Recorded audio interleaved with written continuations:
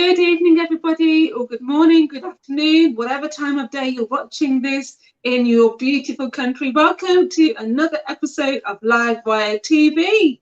I am so excited that you are here joining me for the next few minutes or so. So those of you who are new here, welcome. You're in the right place. Live Via TV is a place where we like to talk all about business strategies to inspire your business growth and take your mindset and your business to that next level. Live Via TV is a part of Live Via Media, where we do corporate videography and video marketing. Now, I've got an incredible guest on for you guys this week, and honestly, she is just incredible at what she does. And when we first started talking, I was genuinely blown away by her strategies, because there are a lot of people out there that claim to know NLP, and then you spend months and months and months with them, possibly even thousands of dollars or thousands of pounds, and you get very slow results or very little results.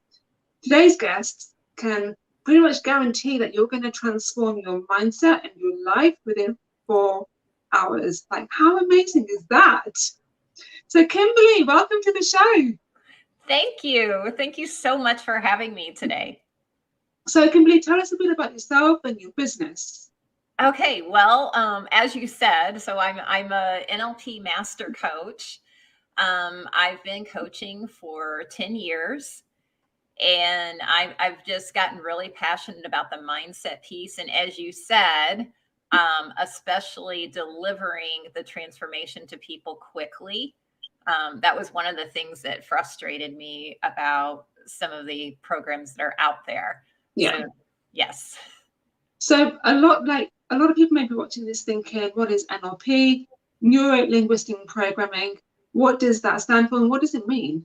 Okay, easy. So neuro is the brain, linguistic is how our language, both our self-talk and how we talk to others, how others talk to us, how that programs us to do the behaviors and the decisions that we do. We are already programmed, good or bad. So, yep, already taking place. Amazing. So how did you get into being a coach and helping people transform their lives? Because I know that when we've had our conversations, like, life hasn't always been easy for you, has it? No. And that's really what inspired me to go the route that why I'm doing what I'm doing. Yeah. I grew up in a home that, my parents were very young, but there was some verbal abuse. Yeah. There was I had a lot of talking. I was talked down to, told that I was not smart, and, all these things that really pushed me down. And growing up, it affected everything. It affected my health. It affected my ability to make friends and to have good relationships, good, deep relationships. Yeah. And then later, as an entrepreneur, it really affected my ability to get to those next levels. I've always been entrepreneurial at heart. Yeah. I could not figure out how to get to those next levels. And all of that really affected me. All of that past really, really affected me. And I want to help other people, because I know I'm not alone. Yeah. And it doesn't have to be. That's the really ironic thing with doing this work. You don't have to go through deep trauma to be having struggles. It can be other things. It can be, I went through a divorce. It can be, maybe I got disappointed as a kid. Maybe I didn't make the team that I wanted to make. It can be all kinds of even little things that can affect our mindset. I totally agree with you, because sometimes there's something that happens in the past. We may not be consciously aware of it, but it is still there, right? Oh, absolutely. Yeah. And it can be something that you think wouldn't even make a difference, or maybe wouldn't even cause you to change your decisions or behaviors, but it does. Yeah. So what would you say to people right now who are kind of feeling like they're in a bit of a sticky situation, a bit of a rut? They've got some past issues that they maybe want to resolve, but they don't quite know how to get started. I'm sorry, what was the question? Like how? Yeah, so how do you get started, basically? Oh, how do we get started on this? Well, they would obviously they would contact me. Yeah.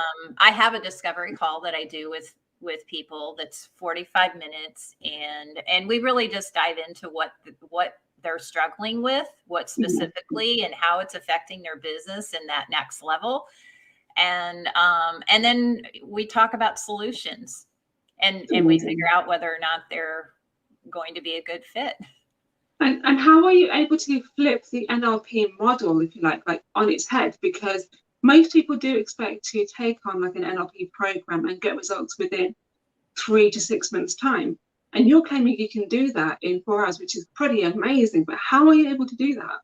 So that's what I love about this. So this is, just talking about NLP, most of the programs out there, and to be honest, I'm not teaching NLP. So there is a big difference there. So I'm not teaching people how to do it. I am doing it with them so that they can move on and get results and get the success that they're looking for. So that is one of the differences. But most of the programs out there, I know for me, it was a good almost at the end of the year of a year-long program before I got the transformational part. And because I've studied under 3 different programs, I've learned that it doesn't have to be at the end. There's no reason for it to be at the end. So I really flipped it on its head, and I'm giving people, I've combined some things a little bit differently than other people do. I'm also certified in the evolved NLP, which is a little bit different. It's just a little tweak on traditional NLP. And then I give people that transformation right up front. And it just works. The combination that I have specifically works really, really fast. Yeah. Amazing. It's amazing what happens when you kind of look at things from a different perspective, isn't it? Different angle, different perspective.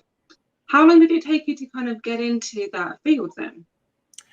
Oh, so I was studying NLP a long time before I actually started working with clients with it. So I studied for like 8 years under one program.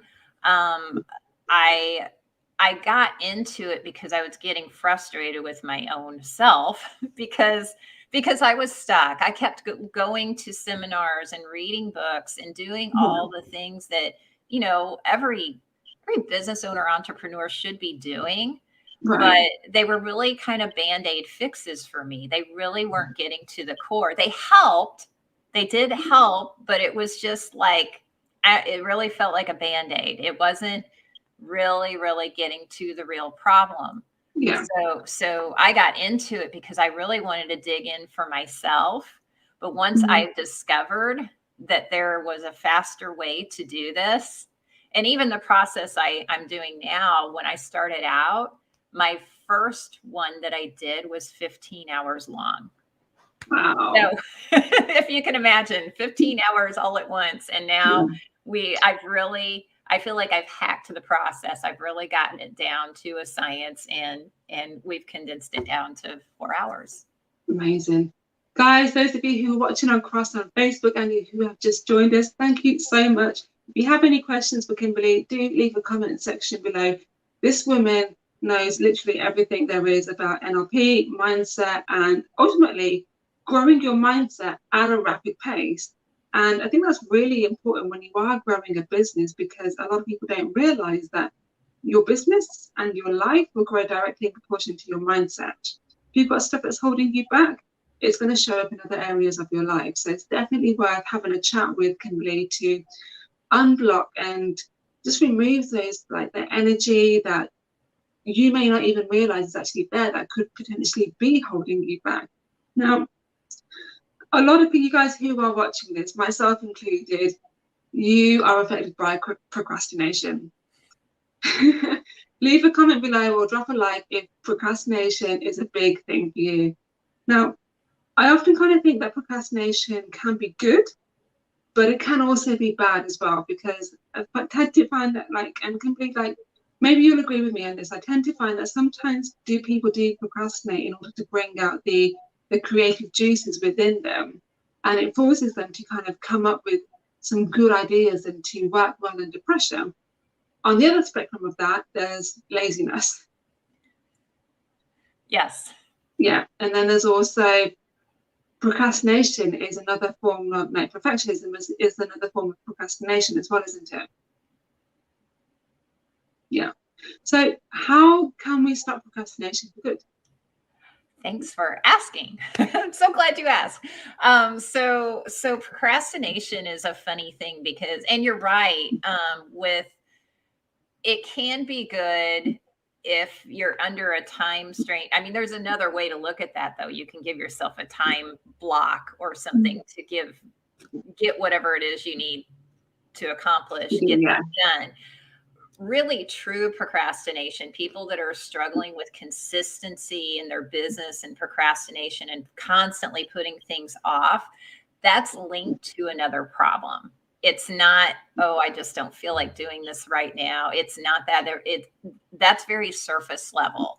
It's linked to another problem. So to really get to the real reason behind the procrastination, you have to ask yourself more questions. Mm-hmm. So how has procrastination been a problem for me? Where is it showing up consistently? Like asking yourself these questions, and what is it tied to?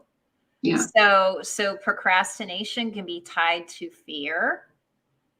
It can be tied to even self-worth kind of things. It can be tied to other things that we are struggling with.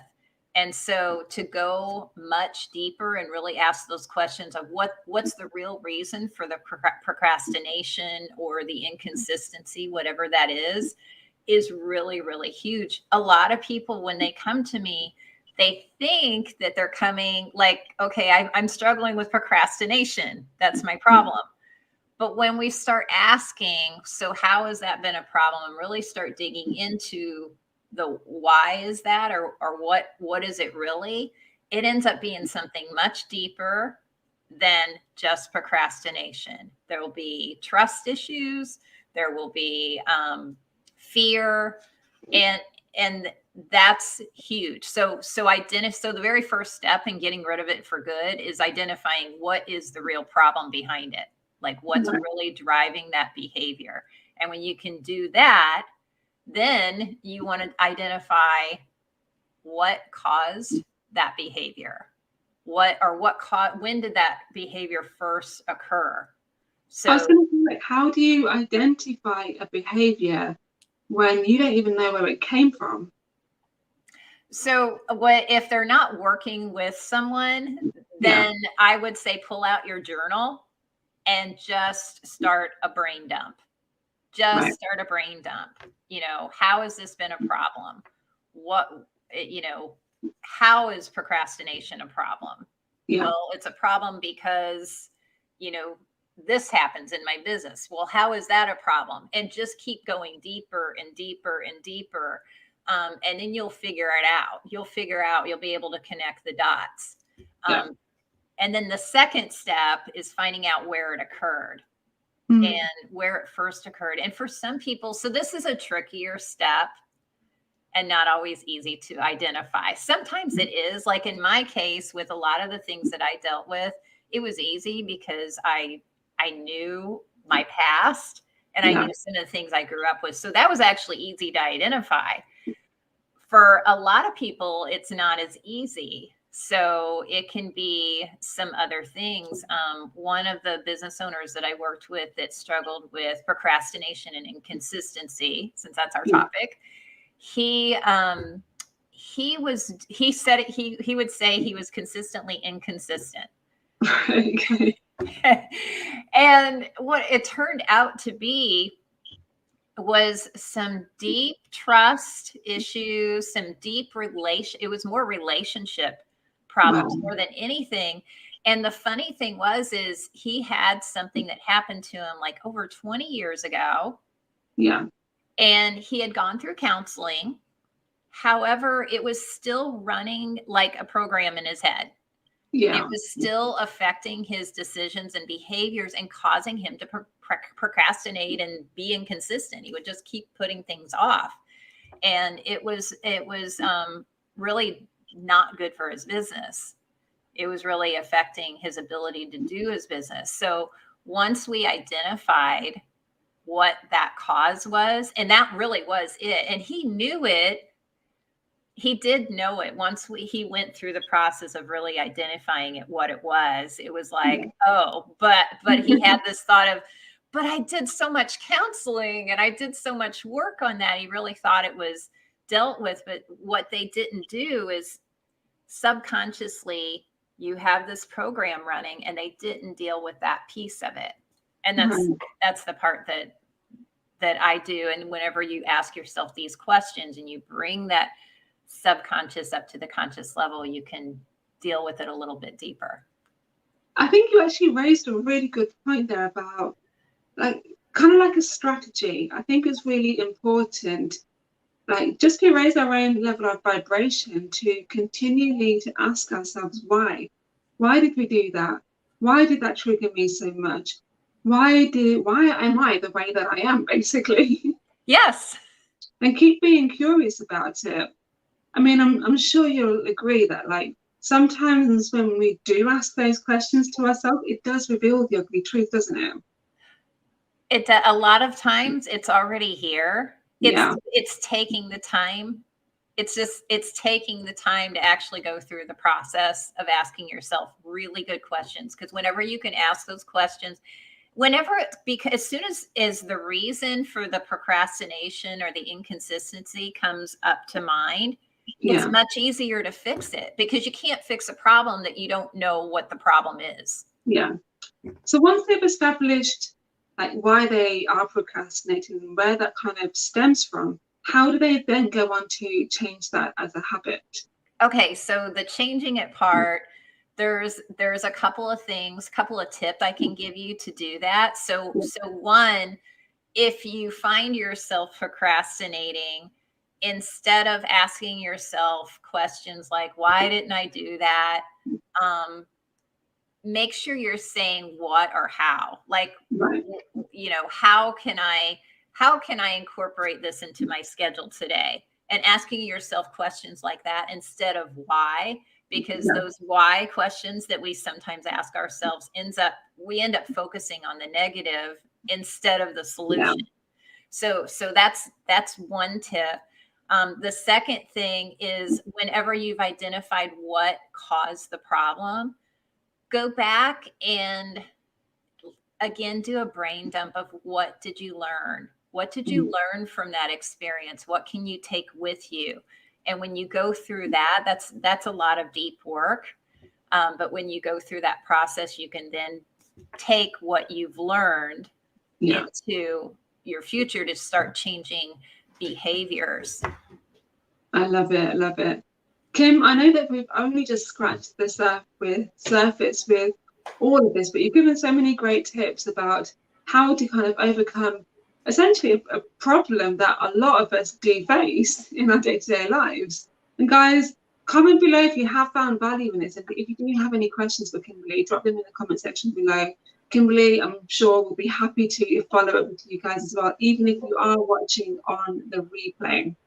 Now, Kim, I know that you've got an amazing 3-step kind of formula, if you like, that I know that you want to show people. So I'm going to let you tell us more about that. Oh, my 3. So a lot of it is what I just told you. So when people come to me, my very first thing that I do with them is help them identify what the real problem is.